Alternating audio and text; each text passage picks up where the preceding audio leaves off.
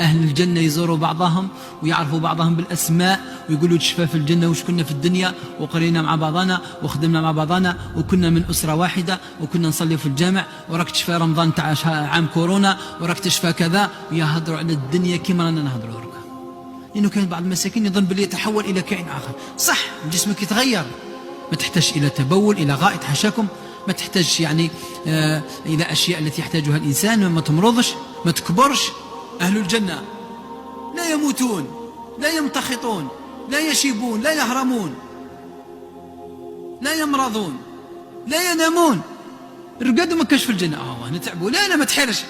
أصحاب الجنة يومئذ خير مستقرا وأحسن مقيلا. كاين القيلولة لا سياس تتكى شوية هكذا. لماذا قال لك ما كاش النوم في الجنة؟ قال لك حتى لا تفوتك لحظة من النعيم. شفت الجنة على غالية ولا ما علمش؟ سارعوا إلى